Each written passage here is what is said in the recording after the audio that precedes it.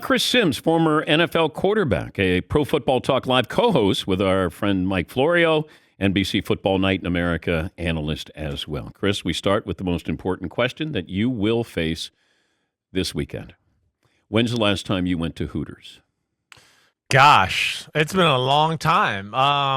Man, I used to be pretty frequent when I was in my days of Tampa and Tampa Bay with the Buccaneers. Gruden was really good friends with the owner of Hooters.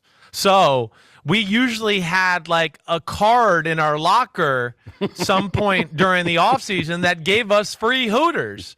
Right? So it was like, okay, when in doubt, let's go to Hooters there, right? And so it's been a while. I'm going to say it's probably been 12 years, 13 years since the last time I've set foot in a Hooters. I think that's about right. Have you brought your children to Hooters? No, okay. Nor will that. I mean, Hooters, no. And the big debate is will I ever really go there again? I don't know, Okay. I mean, gosh, the outfits are not that great anymore for 2022. It's not that great. And the food stinks, so I don't think I'll be getting any sponsorship from them anytime soon. Nor do I want my young kid or my daughter to have to sit there and look at Hooters while they eat below average Hooters food. That was a deep dive there. There was, right? Yeah. That's what you brought me here for. Jeff Saturday seemed like he was a little defensive when he was questioned whether he had the criteria to be the head coach, and he had this to say. I'm completely comfortable in who I am as a man, bro. I know I can lead men. I know the game of football, and I'm passionate about it. I have no fear about, are you as qualified as somebody else, bro? I spent 14 years in the locker room. I went to the playoffs 12 times. I got 5 dudes in the Hall of Fame that I play with. You don't think I've seen greatness? You don't think I've seen how people prepare, how they coach, how they GM, how they work? I mean, won Super Bowls, been to 2. Here's the deal, man. None of us are promised a good job. I may be terrible at this. And after 8 games, I'll say, God bless you. I am no good. I may be really good at it. I got no idea. But I dang sure ain't going to back down. I can tell you that. Okay. Does he understand why we may be a little suspicious about this scenario or maybe shocked? I mean, it didn't seem like it from that answer. I think he probably does understand. I think he's probably trying just to, bolster his argument to why he at least thinks he deserves a chance at this, but it's fair for all of us to question. I don't think he's that unrealistic to realize that. Again, all those great things he said, sure, that's great. But it really still has jack diddly squat to do with coaching. Okay,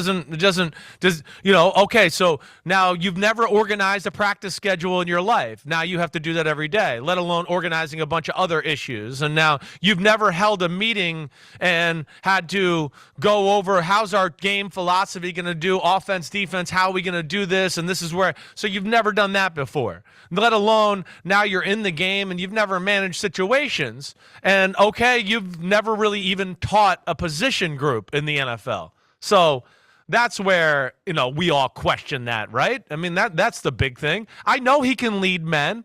I know he knows football and the base principles of the game that you got to do to be successful. But damn, there's been a lot of Hall of Famers and guys like that who have claimed they can do that and coach a football team, and they can't. So this is going to be an interesting experiment and one of the more intriguing games now on Sunday, just because I want to see how he does manage himself in the team. Are the Colts tanking?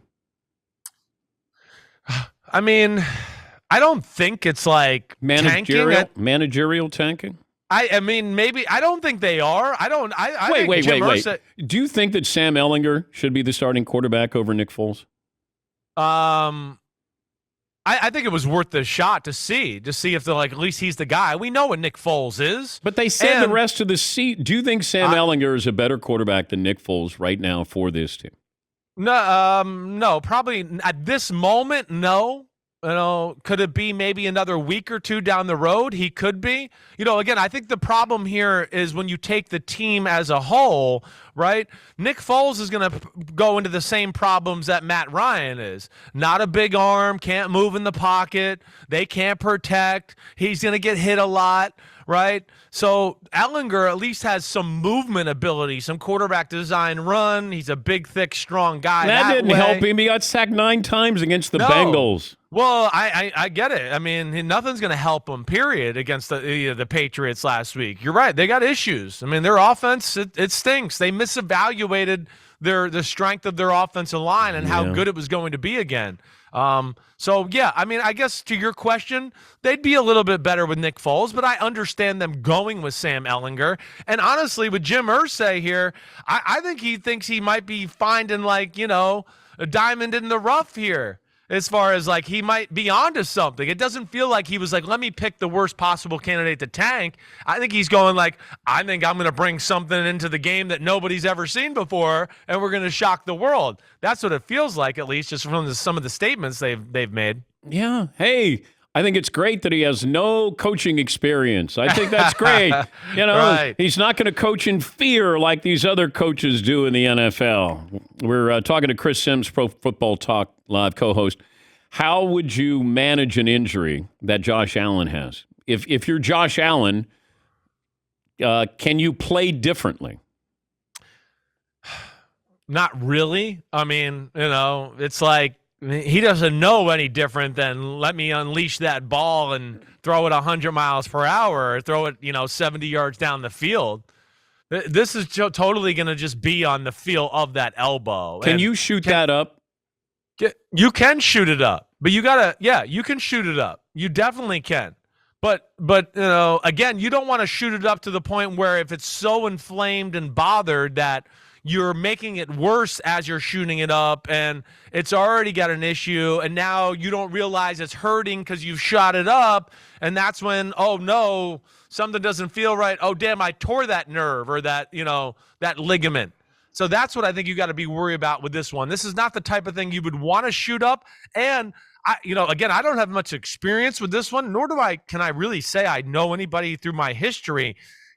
Shooting it up as a quarterback, I don't know if that would really work. I'd be afraid that it's too numb. I don't have feel for the ball, right, Dan? So that would be, I think, a thing. You just take a lot of aspirin and hopefully that I can grip the ball and let it loose. And I don't know. He's such a freak of nature. I just have a feeling it's going to come Sunday morning and they're going to be like, he can play. All right, we're good. And it's just, that'll be that.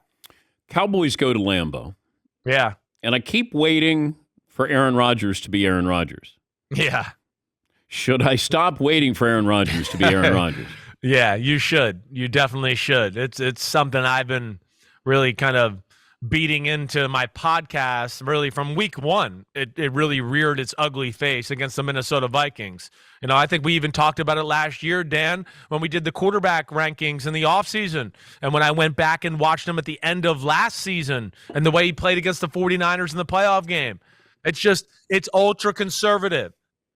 One, they don't have the weapons and the offense to be explosive necessarily. Two, if they did, I don't know if he'd throw it anyways. But how much is this Aaron Rodgers? Yeah. How much is this on the Packers or the coaching staff? I think, everybody could deserve a little blame here. There's no doubt about that. But I think a lot of it's got to go on Aaron Rodgers too.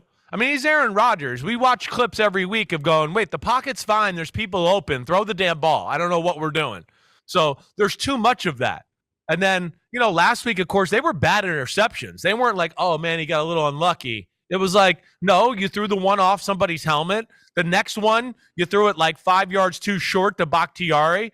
The third one, guys open down the middle, but he double clutched it like 4 times before he finally threw it. And by that time, it was too late and he wasn't open anymore. So, it's a lack of natural aggressiveness within the normal flow of the offense, let alone a quarterback that doesn't want to throw it down the field.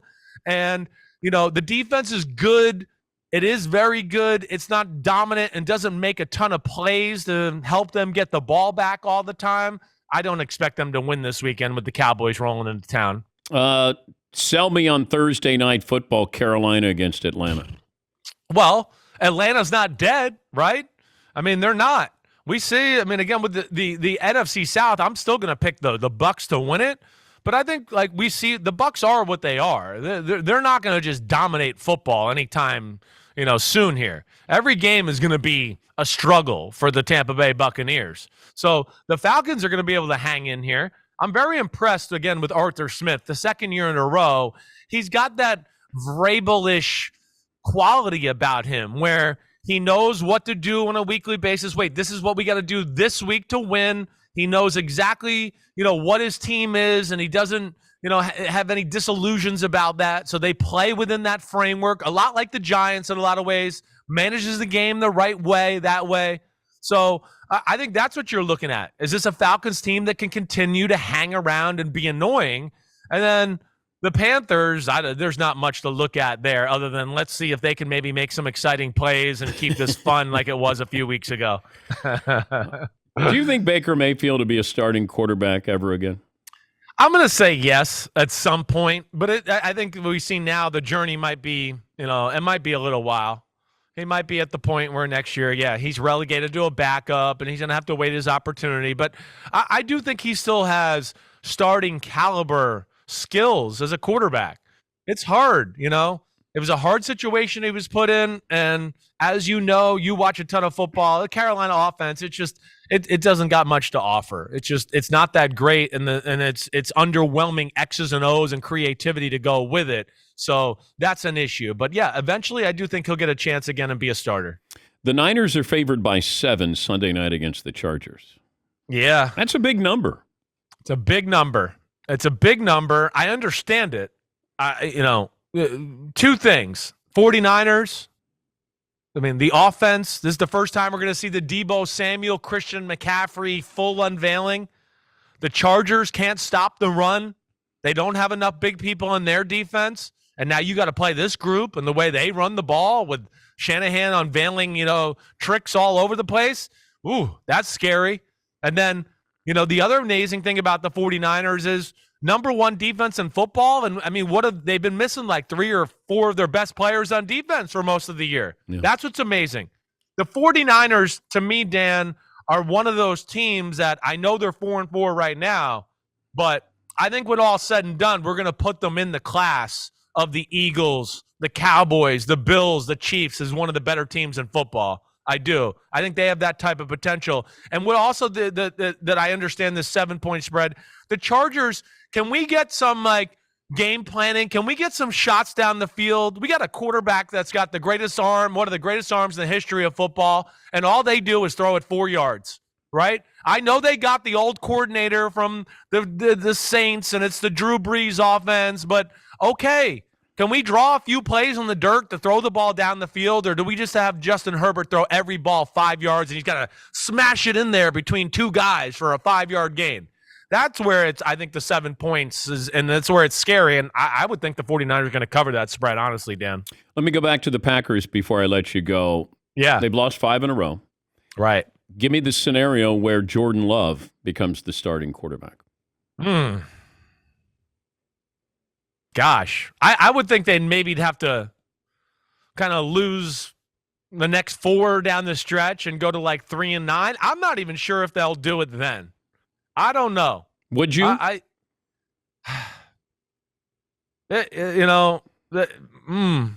Probably not. Probably not. I think I'd probably look at it and go, no, Aaron Rodgers, you're here next year. We think you're going to be here for $50 million next year. You're here this year. Some of the issues we're having are because of you. We're not going to give you a free pass and let you be on the sidelines and watch us all struggle now. I'd make him be a part of the struggle too. I would. And I'd go, damn, if you want to come back next year, we got to work on some things with these young guys and kind of set the groundwork for next year. I don't know. I guess that's the way I think a little bit. But I haven't thought about that a lot. It's a good question. Maybe it is one of those things where they lose the next 4 games, and then after that bye week, they decide, hey, it's over. Let's get out of here. Let's go with Jordan Love and see if he can be something. But it's very weird in that Green Bay situation right now. Yeah, because I don't know how you would address this with your season ticket holders. Do you want to see Jordan Love, or would you still rather see Aaron Rodgers? Right. I mean that's where you let your season ticket holders in and say, hey, we're trying to see if we have a quarterback of the future, or do you want to see the current quarterback as well? I wonder how Packer fans would vote if you said we're not playoff eligible, we're paying Aaron $50 million a year. With 5 games left, do you want to see Jordan Love to see if we would pick up his 5th-year option? I would imagine they'd want to still see, Aaron Rodgers, the legend that he is. Okay. I would imagine. And, again, this is things where I feel like, Green Bay, they might need to press him a little bit as the year goes on. Like, are you coming back next year? Can we get an answer now? Can we get it now? Yeah, good luck with that, where you're going to press him on anything. I know. He's not going to tell them. He'll tell Pat McAfee. And then... well, probably. Yeah. I know. You're right. That seems to be how it works. But, yeah, Green Bay disappointing. Rodgers disappointing. All of it. Defense really good, but I still thought it would be even more dominant than what it is. I did too. And, yeah, I think there's a good chance they legitimately lose the next 3. Cowboys, Titans, Eagles. Uh-oh. That ain't a good combo for this Packers team. Have a great weekend. Thank you, Chris. Anytime, man. Tell the guys I said hi. You're the man, Dan. Guys, Chris said hello.